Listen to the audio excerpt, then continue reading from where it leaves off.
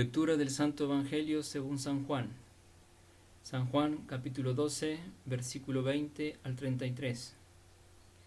En aquel tiempo, entre los que habían venido a celebrar la fiesta, había algunos griegos. Estos, acercándosele a Filipo, el de Betsaida de Galilea, le rogaban: Señor, quisiéramos ver a Jesús.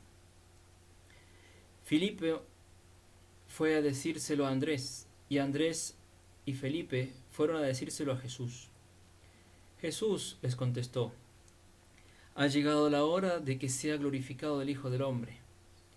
Os aseguro que si el grano de trigo no cae en tierra y muere, queda infecundo, pero si muere, da mucho fruto. El que se ama a sí mismo se pierde, y el que se aborrece a sí mismo en este mundo se guardará para la vida eterna. El que quiera servirme, que me siga, y donde esté yo, allí también estará mi servidor. A quien me sirva, el Padre lo premiará. Ahora mi alma está agitada, ¿y qué diré? Padre, líbrame de esta hora. Pero si por esto he venido para esta hora, Padre, glorifica tu nombre. Entonces vino una voz del cielo: Lo he glorificado y volveré a glorificarlo. La gente que estaba allí y lo oyó decía que había sido un trueno. Otros decían que le había hablado un ángel. Jesús tomó la palabra y dijo: Esta voz no ha venido por mí, sino por vosotros. Ahora va a ser juzgado el mundo. Ahora el príncipe de este mundo va a ser echado fuera. Y cuando yo sea elevado sobre la tierra, atraeré a todos hacia mí. Esto lo decía dando a entender la muerte de que iba a morir. Palabra del Señor. Gloria a ti, Señor Jesús. Queridos míos, estamos celebrando el quinto domingo de Cuaresma, y qué espectáculo más grande y emocionante, capaz de conmover los corazones más endurecidos, ver a Jesucristo rodeado por la multitud que lo buscaba y se apiñaba, no solo para ser curados por él, sino también para escuchar y retener alguna divina frase pronunciada por esos labios santísimos. Toda esa multitud buscaba estar con Jesús, estar en su presencia. En verdad les digo que nuestro Señor no solo era reclamado por los enfermos, los paralíticos, los ciegos y los leprosos, es decir, por aquellos que buscaban una curación corporal, sino también por los pecadores públicos, las prostitutas, los sin ley y los indigentes. Toda esa multitud buscaba ver y estar con Jesucristo, porque era el sumo sacerdote y perfecto sacerdote. Y es por estos mismos caminos donde todo sacerdote debe transitar, es decir, que debe frecuentar las almas infrecuentables, debe ser puente del amor de Dios en la miseria humana. Queridos míos, ¿qué sucede en este evangelio tan desconcertante? Digo desconcertante, porque el Señor va a pronunciar una verdad que muy pocos son capaces de digerir. Entre la gran multitud se encontraban unos griegos. Esta clase de creyentes eran más intelectuales que practicantes. Eran como los cristianos tibios de hoy, que saben el catecismo pero no practican. Estos griegos creían y rezaban a Dios cuando estaban ahorcados por sus problemas. Se acordaban de Dios solo en estos momentos. Eran simples consumidores de los dones de Dios. Pero qué decir, eso ya es algo, ¿no es cierto? Al menos se acordaban de Dios su Padre. Nunca tenemos que apagar la mecha humeante, queridos míos, esa llamita de amor divino que aún brilla en el fondo de los corazones de aquellos que aparentemente están lejos de Dios. Algún día, por la gracia de Dios, la intercesión de la Inmaculada, medianera de toda gracia, y por nuestras oraciones por ellos, se convertirán y quizás serán grandes enamorados de Cristo. La gracia, queridos míos, puede transformar un corazón en un segundo. ¿Acaso recuerdan el caso de Zaqueo? A las 9 de la mañana subió al árbol para ver a Jesús. A las 10 lo vio pasar. A las 10:30 Jesucristo le dirigió la palabra y al mediodía estaban comiendo juntos.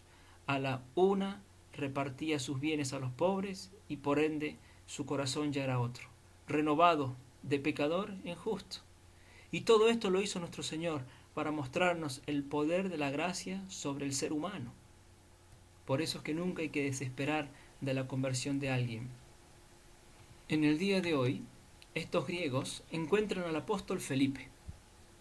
Se acercan a él, ya que los apóstoles tenían una gran reputación en ese entonces. Imaginen que los apóstoles eran los amigos más íntimos de aquel que hacía grandes milagros, que cautivaba maravillosamente con sus predicaciones y que para coronar todo hacía resucitar a los muertos. Por eso, estos griegos querían encontrarse con los amigos de Jesús de Nazaret.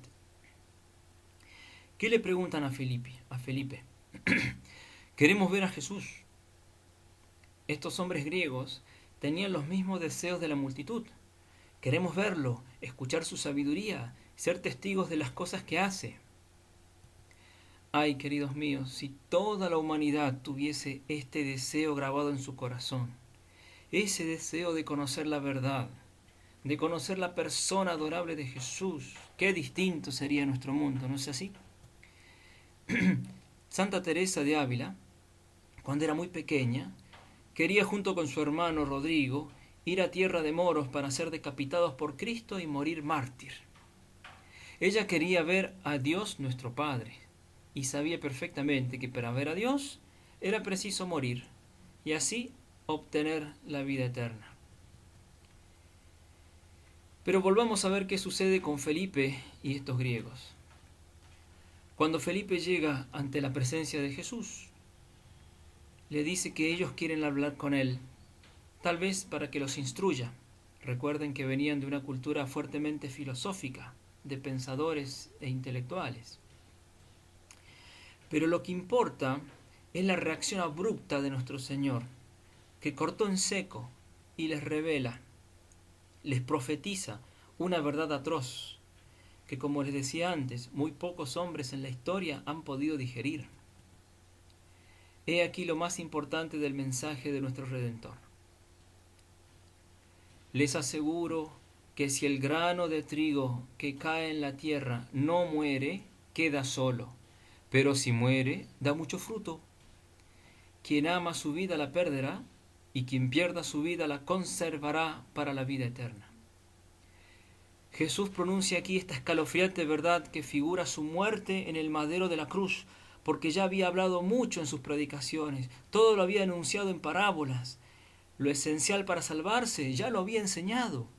Ahora le quedaba una sola cosa, la más decisiva, la de morir por nosotros para darnos vida eterna. Queridos míos, nuestro Señor Jesucristo nos enseña con esto que sin muerte no puede haber frutos vivos y durables. Si el grano de trigo no muere, queda solo. Si muere, da mucho fruto. ¿Cuántos familiares, amigos nuestros, no se convierten, siguen en sus vidas de pecado, no cambian de sus caminos errados?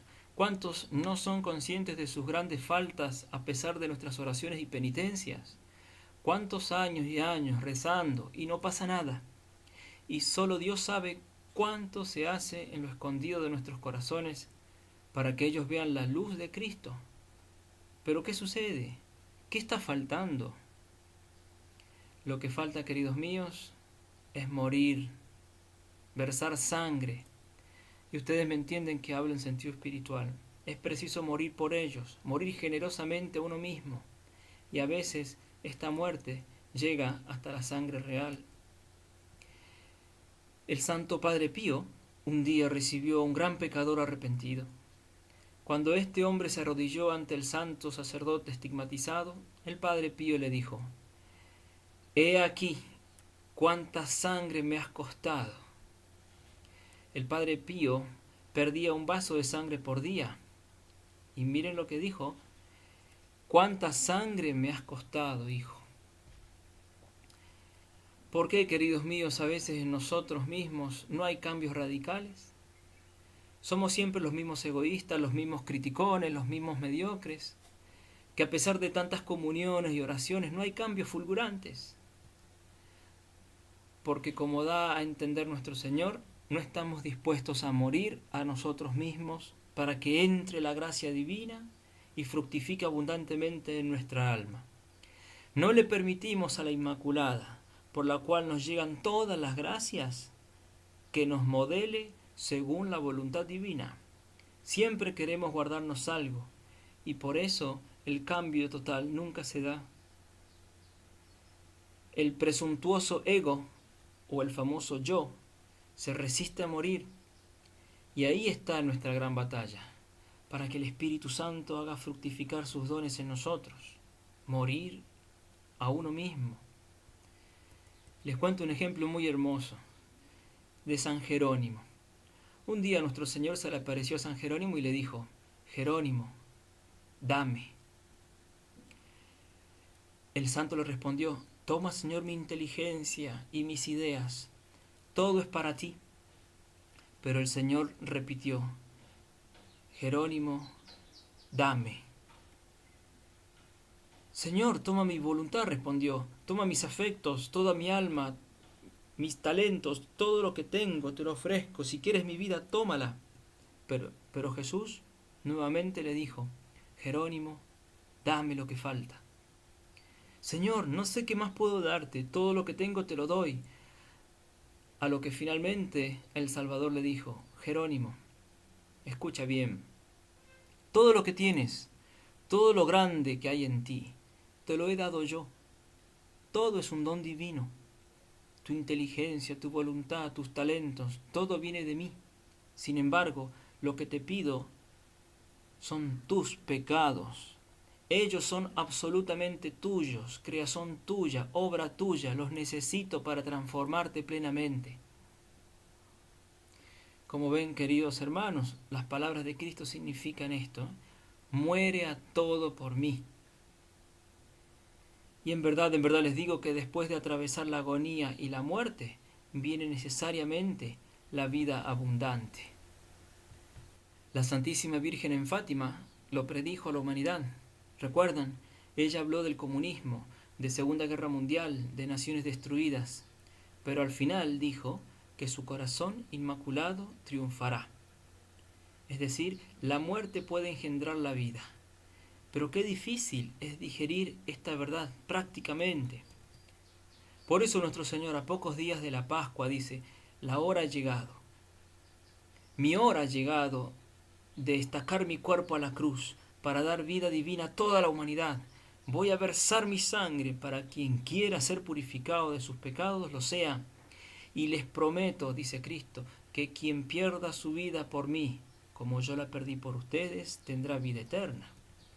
Queridos míos, todos nosotros tenemos que pasar por muchas muertes espirituales, es decir, por pruebas de fuego, tentaciones terribles, grandes tristezas, escalofriantes momentos de soledad y las pequeñas cruces de cada día.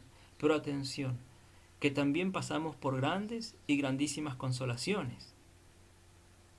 Por eso tengamos confianza y fe que nuestro Señor nos prometió una vida eternamente feliz y además nos ofrece ya aquí, en este valle de lágrimas, el antídoto de la inmortalidad. Sí, les digo eso, el antídoto de la inmortalidad para ser inmortales, es decir, Jesucristo nos dejó la Eucaristía. Él dice: quien come mi carne y bebe mi sangre tiene vida eterna y yo lo resucitaré el último día. Midamos las palabras de Jesús, el verbo que utiliza: quien come mi carne y bebe mi sangre tiene vida eterna. Usa el verbo en presente, tiene vida eterna. Es decir, que con la Eucaristía ya comenzamos a tener esa vida eterna. Ya tenemos esa inmortalidad de vida.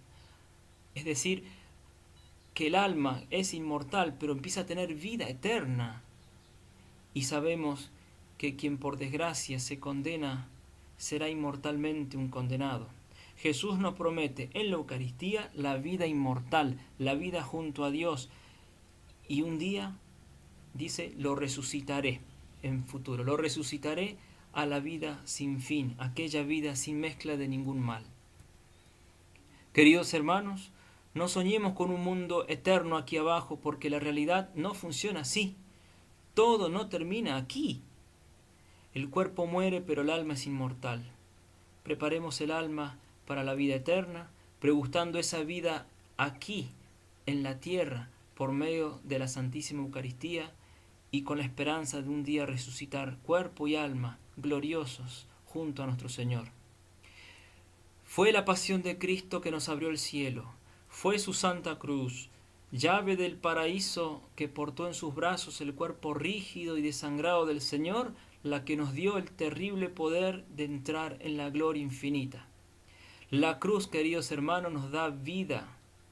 Crean al sacerdote que les habla en nombre del Salvador, aquel que tiene palabras de vida eterna, Jesucristo. Qué sublime y qué difícil de entenderlo. La muerte por Cristo y el fracaso aparente por Cristo representa ante los ojos de Dios la fuente de las grandes victorias del cristianismo. Cristo venció en la cruz. Por eso nuestro Señor lo dijo categóricamente ante esa multitud sedienta de su doctrina, ante esos hombres griegos que querían ver a Jesús. ¿Qué dice Jesús? Cuando yo sea elevado en alto, con una muerte infame y aparentemente definitiva, atraeré a todos hacia mí para que tengan vida eterna. Jesucristo nos atrae hacia Él para que tengamos vida eterna, y esto lo selló para siempre con su gloriosa resurrección. Y además dijo que quien cree en estas palabras no morirá jamás. Queridos hermanos, yo las creo. Yo creo en lo que dijo Jesucristo y deseo que todos crean en ellas para que verdaderamente tengamos vida eterna, para que realmente podamos vivir lo que dijo Jesús. Si el grano de trigo no cae en tierra y muere, queda solo, pero si muere, da mucho fruto. Gloria a la Inmaculada.